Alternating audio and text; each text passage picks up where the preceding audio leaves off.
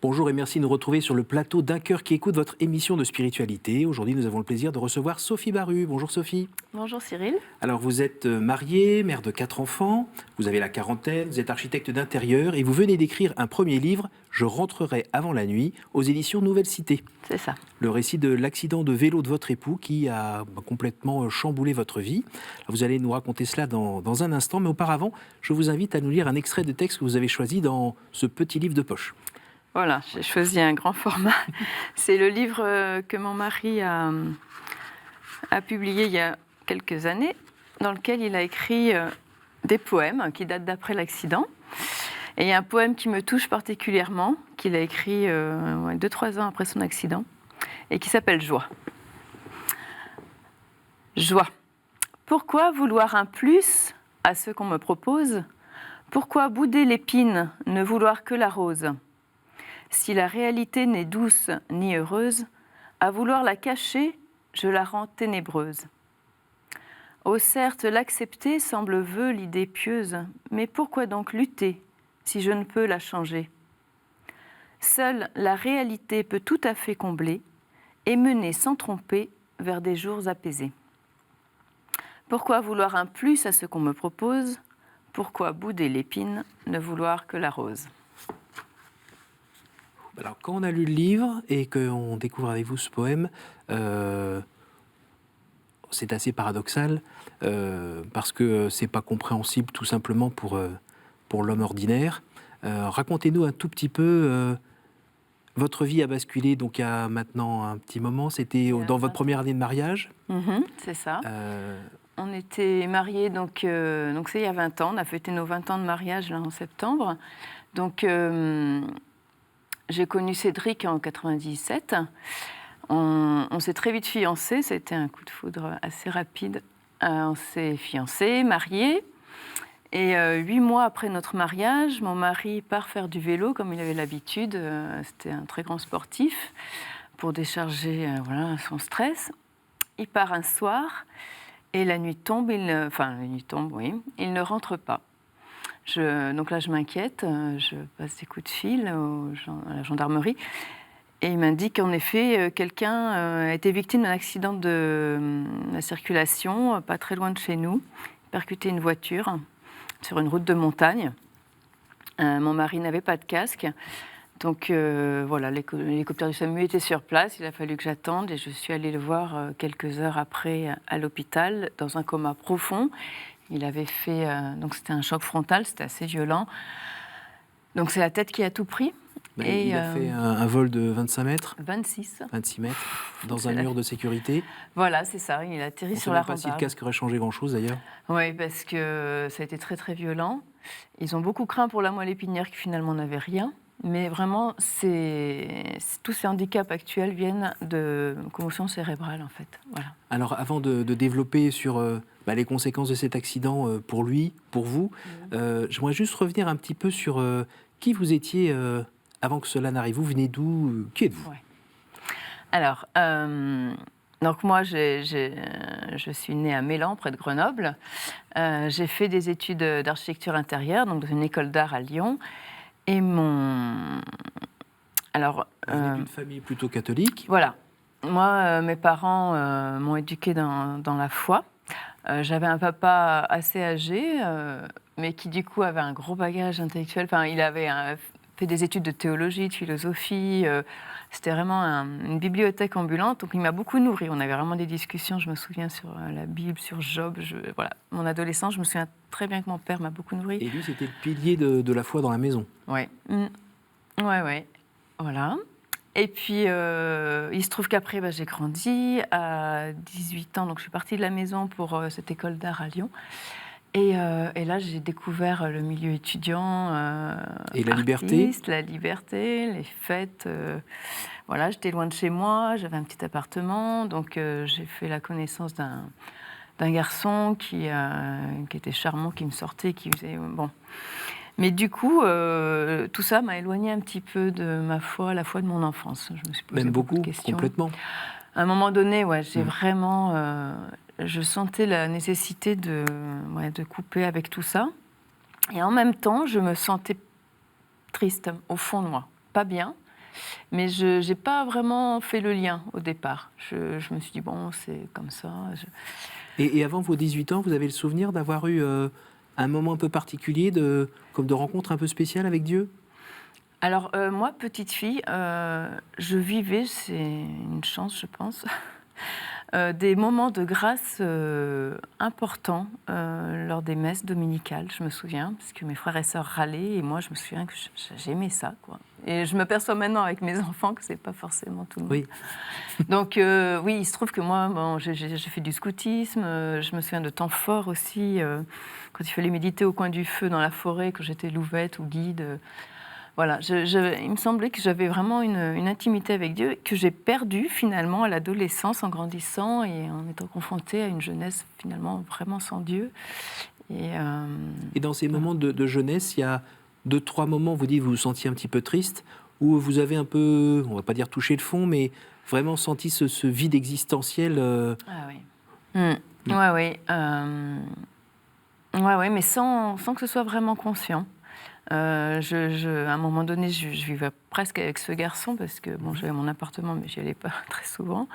Et je me rendais compte que cette vie, c'était une question de plaisir. Je vivais des moments sympas, mais au fond de moi, j'avais quelque chose de pas comblé, vraiment. Mais j'ai jamais vraiment fait le parallèle jusqu'au jour où j'ai rencontré un prêtre, en fait. Parce qu'il fallait simplement que j'accompagne mon frère à une retraite. Je ne sais plus pour quelle raison. Bref. Lors de cette retraite, je rencontre un prêtre, je me confesse. Et là, il me dit mais est-ce que tu es heureuse avec ce garçon? Est-ce qu'il y a une vraie communion de cœur avec ce garçon? Est-ce que tu sens que la vie que tu te prépares est celle voulue par Dieu, qui va t'épanouir, etc. Et là, j'ai eu comme une révélation, de dire mais non, finalement non, c'est vrai. C'était un garçon donc, qui n'était pas du tout catholique, qui n'avait pas du tout la foi. Sur plein de terrains, on n'était pas vraiment d'accord. Mais en fait, tous les plaisirs que la vie nous apportait cachaient un peu tout ça, l'essentiel. Vous aviez quoi, 24-25 ans à ce moment-là? 20 ans. 20 ans. J'étais assez jeune. Et ce prêtre me dit, je m'en souviens très bien, c'est une image, il me dit « Dieu vous appelle à des horizons plus larges ». Et alors ça, c'est une révélation formidable. Moi qui suis un peu claustrophobe à mes heures, moi ça m'a fait une respiration. Et là, j'ai senti la force de pouvoir me dégager de cette relation pour me lancer vers l'inconnu, parce que ça fait peur, mais repartir vers autre chose, être disponible à autre chose. Voilà. Et là, ça a été vraiment un point de départ, cette confession. Donc vous avez retrouvé Dieu? Donc là, j'ai retrouvé Dieu, je me suis remise à la prière. J'ai donc quitté ce garçon. Ça n'a pas été facile, hein, mais voilà. Et ça a correspondu à la fin de mes études. Et donc, je suis partie à Saint-Étienne pour mon premier emploi. Et là, à Saint-Étienne, je cherchais un logement. Et j'ai un ami qui m'a dit « Viens dans mon appartement, on est 4 garçons. Très sérieux, on te garde une petite chambre. Et au moins, pour ta période d'essai, ça ira bien. » Voilà. Et donc, je débarque à Saint-Étienne, je pose mes valises. Et dans cet appartement, il y avait Cédric, mon mari, mon futur mari, avec ses 3 amis. Et je me souviens très bien de Cédric sous les escaliers. Et là, je me suis dit, mais c'est lui.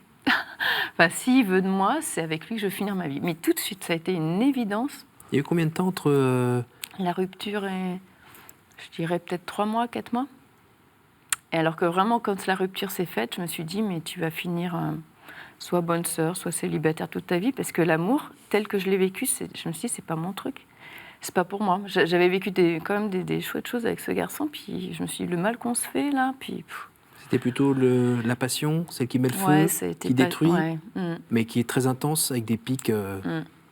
Et puis on n'a pas su conserver la distance. Moi, c'est ce que je dis à mes enfants. C'est vrai que quand l'Église prône la chasteté avant le mariage, c'est pas rien. C'est que vraiment, je pense qu'on est vraiment libre quand physiquement on est libre de l'autre pour discerner. Et moi, ça m'a gênée, cette proximité les liens du corps, physique. les liens de la chair... Ça impacte toute la personne. Ça brouille la vue parfois. Voilà. Donc rencontre avec Cédric. Rencontre avec Cédric. Et début de cheminement. Voilà. Très vite, on s'est aperçu qu'on se plaisait l'un l'autre. Donc très vite, j'ai pris un autre appartement. Et là, on a appris à se connaître. Et vraiment, Cédric, lui, était jeune converti à cette époque. Il venait de découvrir Dieu 3 ans avant que j'arrive dans sa vie. Lui est issu d'une famille non croyante. Hein.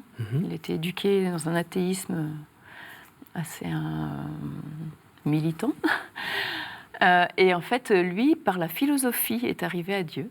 Il a suivi des cours de philo, la philosophie réaliste, donc Thomas d'Aquin, Aristote, avec d'autres copains des arts plastiques, parce qu'il a fait la faculté d'arts plastiques. Et là, ça a transformé sa vie, vraiment, en profondeur. Et d'abord, la conversion de l'intelligence en premier, alors, chez lui. Ouais. Et après, l'Esprit Saint a fait son œuvre. Il me dit, c'est comme si j'étais tombée amoureux. Il était dans un état, second. Et vous avez réussi, vous, à rentrer tout de suite dans cette démarche philosophique J'ai pas eu le choix, parce que pour le comprendre, puis comprendre d'où il venait, il le fallait. Puis ça m'intéressait. Moi, mon père m'avait déjà déposé des petites graines, même s'il m'avait pas tout expliqué. Après, je suis allée dans la cave quand mon père est décédé, juste avant mon mariage. Et après, je suis descendue dans la cave regarder les livres de philo de mon père, et j'ai vu que c'était exactement les mêmes livres que Cédric. C'est le hasard, hein, c'est ça? Ouais, c'est ça, on va dire. D'accord. Et donc, du coup, voilà. Comme vous êtes dans le livre, vous vous présentez un peu comme plutôt pragmatique. Vos études aussi, je pense, vous y ont un peu poussé. Dans cette philosophie, au moins, c'était pas un verbiage entre philosophes qui se comprennent entre eux, c'était le réel, en fait, ce qu'on a tous autour de nous. Oui, voilà. C'est ce que j'aimais, c'est pour ça que j'ai accroché. Ouais, c'était... moi, les copines, elles se foutaient de ma figure, parce que je me souviens qu'une fois, je suis rentrée avec un livre que Cédric m'avait prêté, Épistémologie générale. Elle me dit, mais tu fais ça. Enfin, elle me connaissait, elle hallucinait. Et en fait, c'est vrai que c'est une philosophie très qui part du réel. Voilà.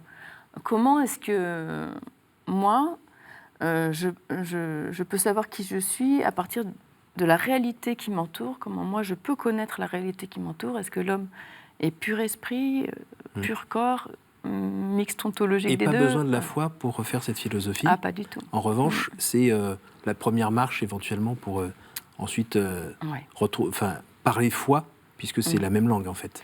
Tout à fait.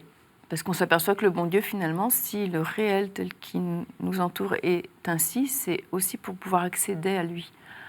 On s'aperçoit de l'intelligence de la création, c'est merveilleux. Enfin, je pense que vraiment la foi est à portée de main de tout observateur attentif et qui aime réfléchir. Alors donc là, on se retrouve, vous vous mariez, tout a l'air, toutes les cartes sont là, c'est parti pour une belle histoire. Et là, comme vous le disiez au début de l'émission, paf, accident. Et puis accident énorme qui vient rebattre complètement les cartes et vous plonge assez vite dans la nuit noire, ou comment ça se passe? Alors, première réaction, c'est je ne veux pas y croire. Je n'ai pas le temps pour un accident. On avait une vie pleine, on avait des copains, Des projets. Des projets, voilà. Et puis moi, c'est vrai que les drames, je n'étais pas trop habituée. J'avais eu le décès de mon papa 2 ans avant, mais enfin, il avait 75 ans. Voilà, Et là, je ne voulais pas y croire. Le gendarme, je ne voulais pas y croire quand il me disait que c'était mon mari. En même temps, une force qui venait de l'extérieur. C'est-à-dire que très vite, les amis de mon mari, donc c'était tous des copains de fac qui étaient autour de... sont venus... un ami, un de ses meilleurs amis, est venu me chercher en voiture. Il m'a accompagnée toute la première nuit à l'hôpital, veiller sur Cédric. Un deuxième ami est venu, la maman de mon mari aussi. Et là, on était dans une force vive, se battre à tout prix, se battre pour lui, voir ce qu'il en est. Et un peu de colère? Incompréhension. D'accord. D'abord. Et puis on était tellement dans la bataille, il était vraiment dans le coma, avec des machines partout. Et puis en piteux état? Et en piteux état, vraiment, ouais. Et alors petit à petit, quand on a vu qu'il se réveillait pas si vite que ça, il s'est quand même réveillé au bout d'un mois de coma, et le réveil, c'était juste ouvrir les yeux. Après, il a pu communiquer qu'au bout d'1 an. Et donc là, petit à petit, les jours passant, j'ai eu la colère qui est montée un peu. Alors, quel type de colère? Alors, je ne pouvais pas douter de l'existence de Dieu. Oui. C'était comme ça. C'est que moi, j'avais tellement réfléchi à ça, j'avais quand même vécu des choses dans ma vie qui m'ont vraiment montré qu'il était présent et aimant. Que je ne pouvais pas douter de ça. Par contre, j'étais en colère de ce que ces règles du jeu, là, on ne pouvait pas les connaître, on ne pouvait pas les comprendre tout de suite. Voilà. Oui. Ça, je me disais, bon, ok, les règles du jeu, j'y peux rien, elles sont comme ça. Mais pourquoi? Alors du coup, ben voilà. Et pourquoi moi et pourquoi lui aussi? Voilà, pourquoi moi, pourquoi lui, qu'est-ce qu'on a fait? Mmh.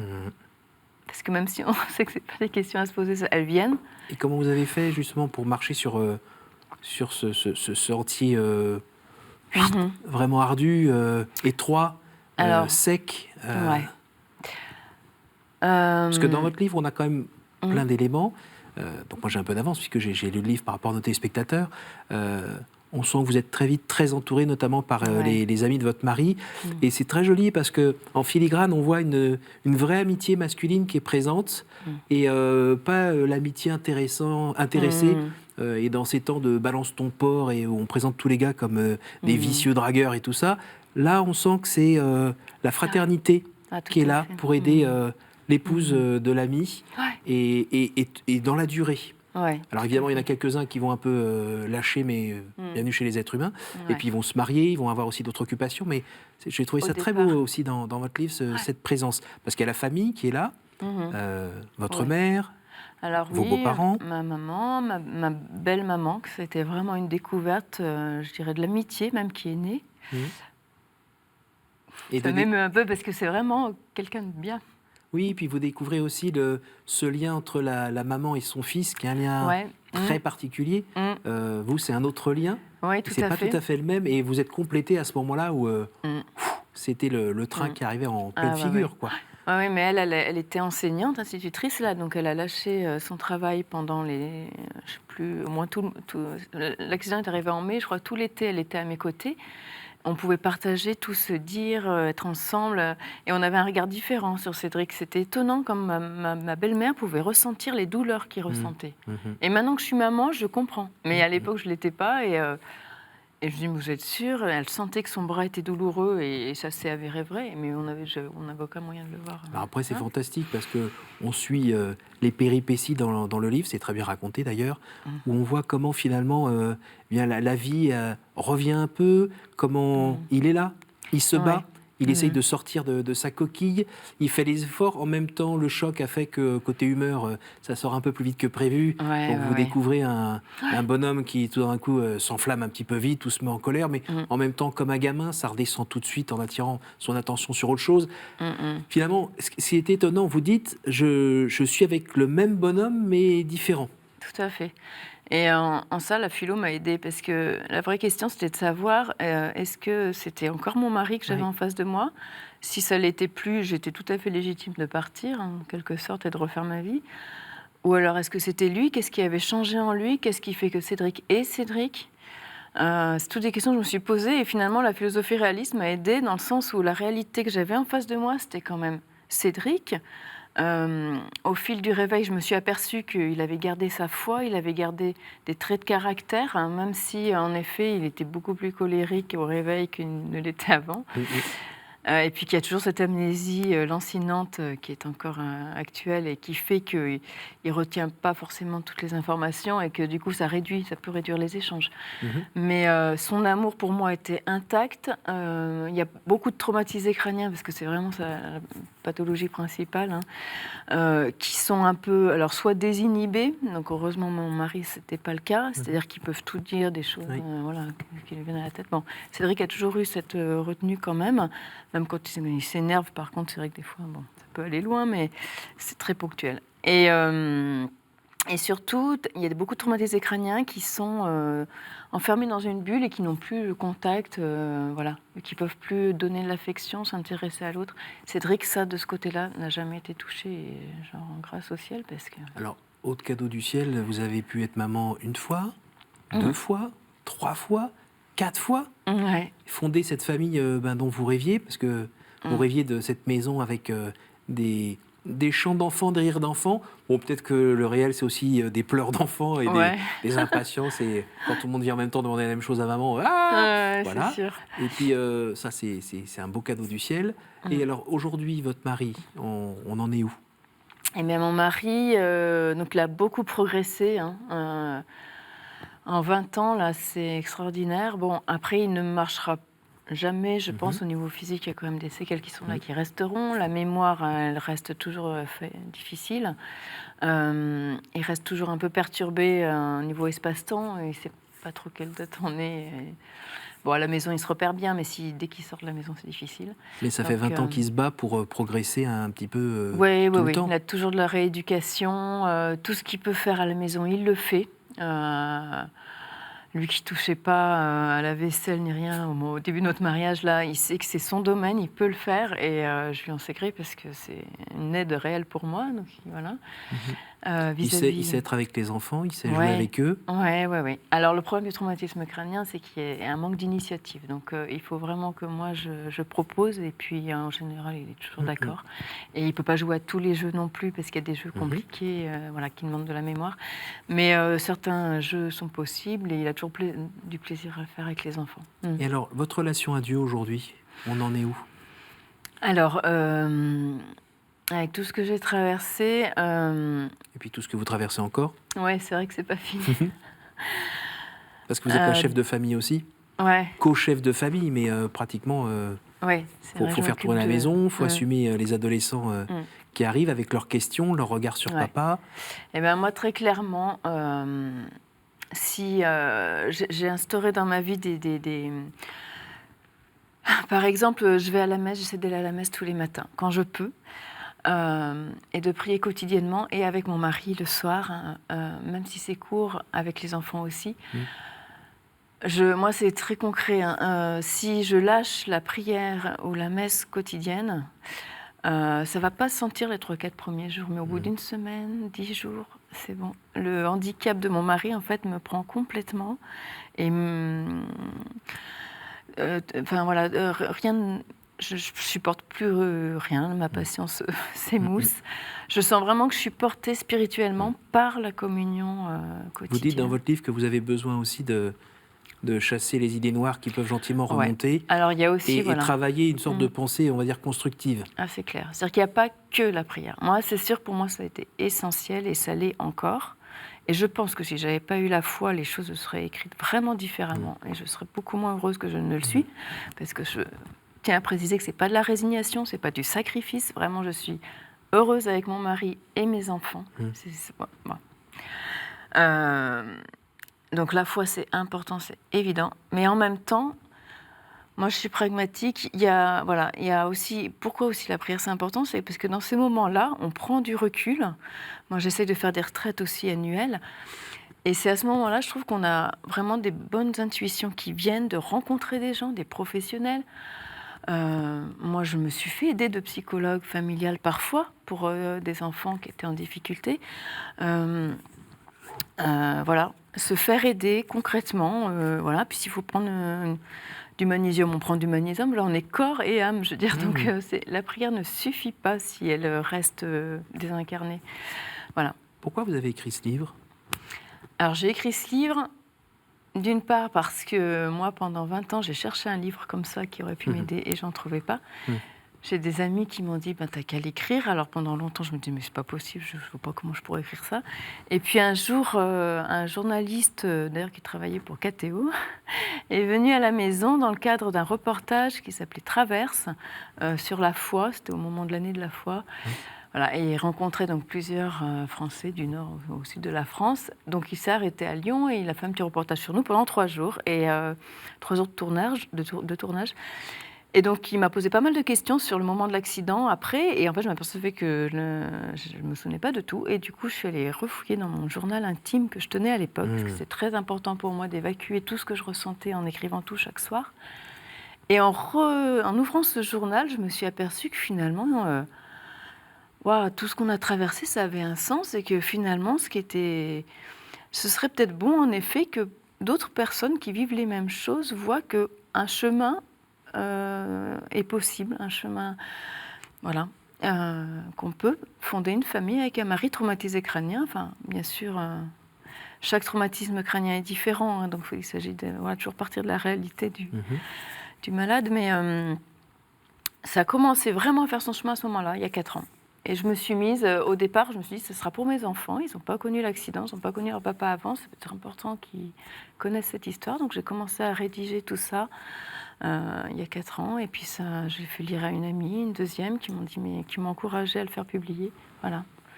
Alors on arrive hélas déjà à la fin de cette émission. Je vais vous poser les 3 questions que je pose à tous nos invités. Quel conseil donneriez-vous à quelqu'un qui vous dirait « j'ai envie de rencontrer Dieu, par quoi dois-je commencer ?» Je dirais par sortir tout ce qu'il a dans le ventre au bon Dieu, tout lui dire. Je pense que il faut pas avoir peur de le disputer, le bon Dieu. Bon, avec respect, mais la colère, moi, quand je l'ai eue, ça a été salvateur quand même de tout exprimer. Je pense qu'il peut tout entendre. Quel est votre héros, votre saint, la personne que vous trouvez admirable ? Alors moi, Sainte Thérèse de l'Enfant Jésus m'a beaucoup aidée, dans le sens où chaque petite chose faite avec amour pouvait sauver le monde. Au jour du jugement, qu'aimeriez-vous que Dieu vous dise ? Eh bien, écoute, Sophie, c'était pas parfait, mais ça va pas mal. Merci beaucoup, Sophie. J'ai encore une ultime question, avec une réponse très brève, parce qu'on est déjà à la fin. Qu'est-ce que vous avez envie de dire à tous ces gens que vous croisez dans la vie, quand vous êtes avec votre mari, sur ce fameux regard de l'autre porté sur les apparences ? Qu'est-ce que vous avez envie de nous dire ?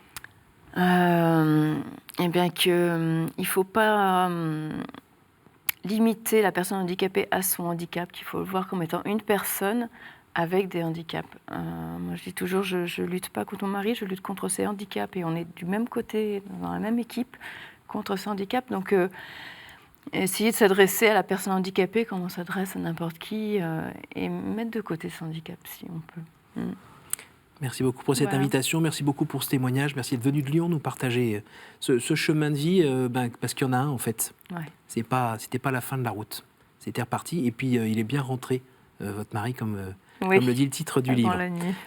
Donc merci beaucoup, et merci à vous tous pour votre fidélité. N'hésitez pas à revoir cette émission grâce à notre site www.ktotv.com, et surtout évidemment à la partager autour de vous comme on partage la bonne nouvelle. À la semaine prochaine.